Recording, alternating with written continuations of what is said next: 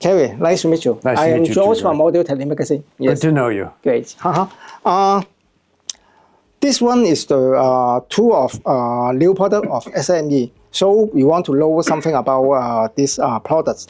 Okay. Basically, vibration is the great enemy for turntable.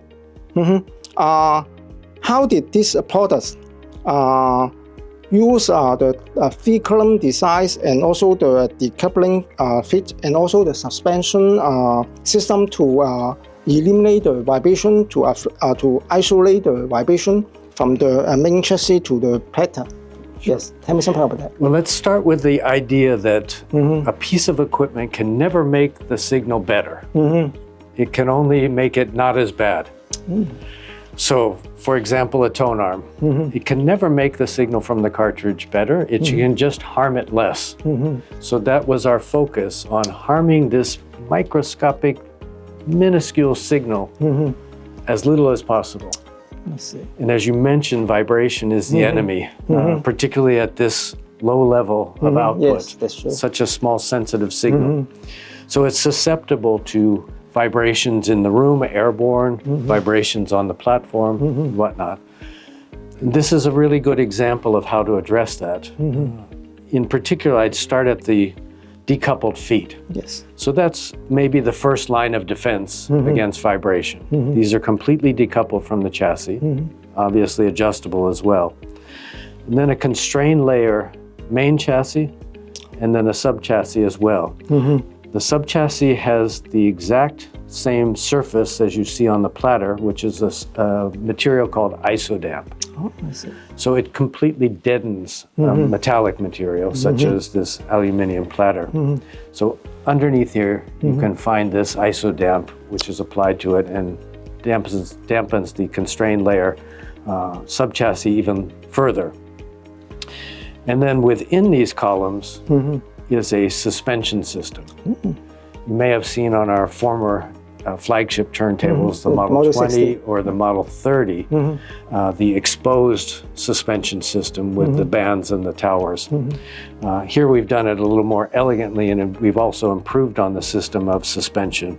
But within these towers is a series of bands which suspends the entire sub-chassis.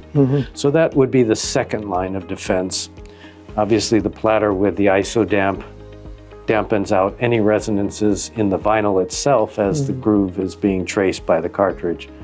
But in this particular model, as well as the Model 60, you'll find that the bearing and bearing shaft are enclosed by what we call a damping bath, which is a structure that we CNC machine in-house, and then we fill it with a silicone oil that damps even further any resonance in the chassis or the platform.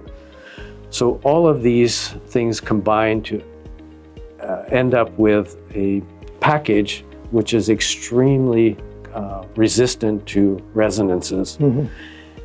And everyone that I have ever talked to who has heard this model for the first time, reviewers, customers, dealers, has the same reaction to it that I did, which was listening to familiar recordings to say, I never heard that in the background, that small triangle or that little hand clap or the chair squeaking. And I think that's because of our efforts to not harm the signal and focus on how small that signal is and how we can protect it from further harm by the mechanics. So that's sort of in a nutshell the philosophy behind this unit, the Model 35, which was introduced in April of this past year at a special event in London and is now available commercially. Did all the technology come from the flagship model, Model 60? Yes, this is trickle down. But the Model 60 is really the ultimate expression. And it's a much bigger unit. It has 4 columns. Yes, 4 columns, yes. The platter is a little bit heavier, and there are some other features to it that add to its performance capabilities. But I would say that the Model 35 comes tantalizingly close to the sonic performance of the 60 at a much reduced price. So this, I have a personal opinion that this is the sweet spot in the SME lineup. I see. Will this model 35 replace the model 30? It already has, yes. So both the Model 20 and the 30 have been superseded. The Model 20 and 30 were the former top model and then the second model down. They're still available as legacy products if somebody prefers that style of turntable, but I would say that these handily surpass the performance of both the 20 and 30, the 35 and the 60 do. For the tone arm, it looks like the Series 5, but a little bit different. Is it a new tone arm for this one? The base of it is not. When I say base, I don't mean the mounting base, but the base tone arm bearings and whatnot are identical to the Series 5. The primary change is within the arm tube itself. So rather than being magnesium, which is very anti-resonant in and of itself, through material science research, we came across a high-density polymer that fit the application perfectly. And I've got an example, if I could show you.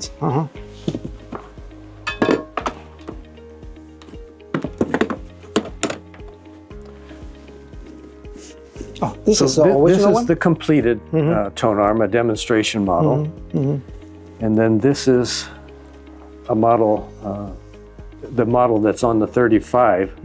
It is a Series 5i improved.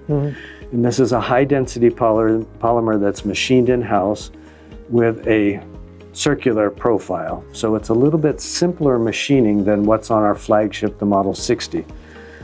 This is the high-density polymer after machining, but rather before finishing.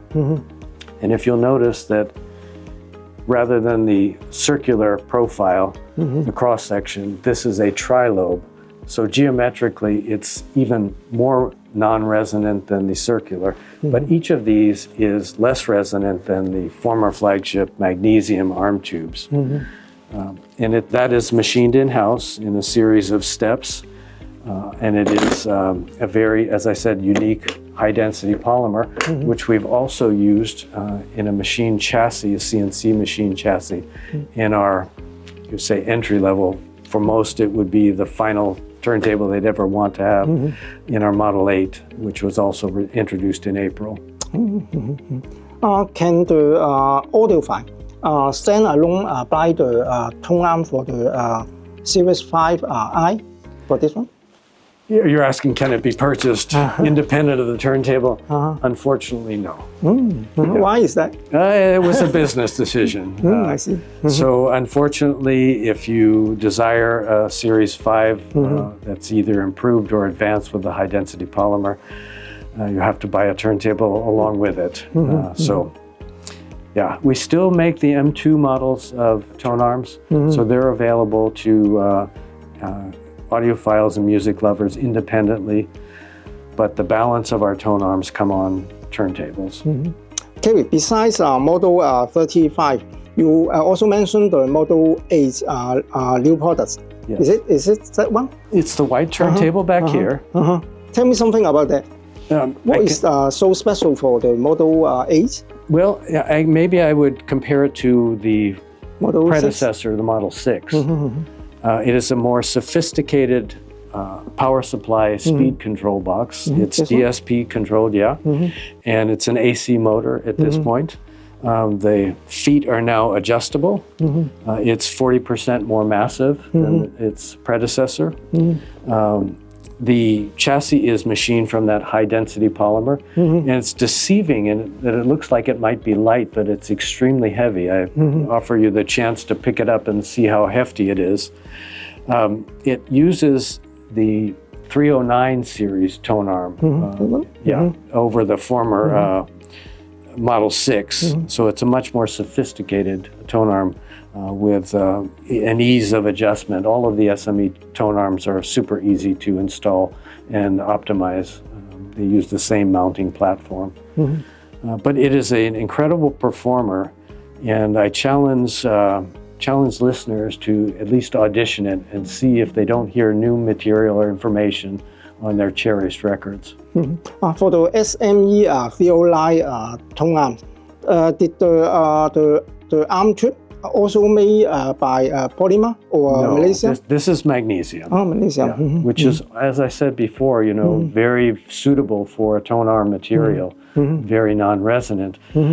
But because of our material science research, we were able to develop a profile and a material that is really even less resonant than the magnesium, which is an exotic material in and of itself. For the flagship model, the Model 60, Yes. I learned that there is some program about the one-of-one custom-made limited edition product. Tell me something about that.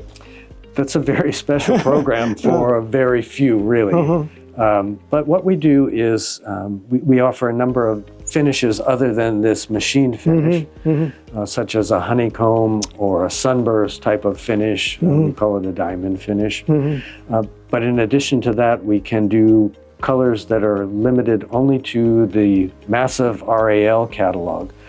So if a customer had something that they wanted to match, for example, a Porsche or a Lamborghini that was a unique color, all we need is an equivalent number in the RAL catalog, and we will produce that color on small aluminum chips, send them to the dealer or the customer for approval. Once approved, we'll produce that, and that color will never be available again. So it is a unique program and for specially suited customers, I would say. Also, I learned that many parts, all the parts are made in-house in SME. Is that right? From the maybe big size parts like the chassis and also the bearing, a small part also in-house. Is that right? We began in 1946 as a precision manufacturer of scale models. And that continued on through the 50s, where we became much more utilized by high tolerance industries, including atomic energy industries and medical industries, Formula One racing, World Rally Championship racing, medical devices, applications that require extremely tight tolerances. And we're really a giant machine shop. There are a couple of levels within the factory, which has been there in Stenning, England since the late 1950s.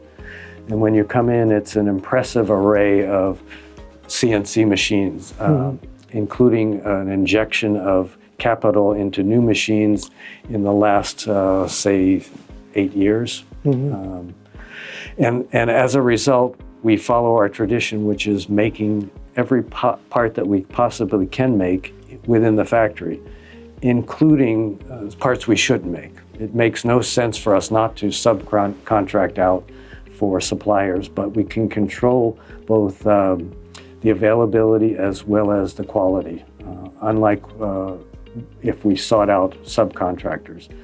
SME is one of the few true manufacturers in the audio industry, whether that be turntables or speakers or those types of devices. Many of our colleagues in the industry are assemblers. So they contract with subcontractors and those items are shipped in, and then it's a very quiet, very clean factory where they're just put together and tested. At SME, it's the opposite. It's a very noisy, very loud, oily floors and whatnot. And we truly manufacture the parts that we ultimately put together and produce and test, such as something like this. But you're correct. All of these small parts are manufactured in-house, but it allows us, as I say, that tight tolerance. And for many of the parts, 5 microns of tolerances. For example, the bearings, the surfaces, including just cosmetic surfaces, are machined to 5 microns of tolerance. And for example, a human hair is 75 microns, so you can imagine how tight those tolerances are. Yeah. Okay. It's a matter of pride for us. Great. Thank you. You're very welcome, George. It's good to know you. Good.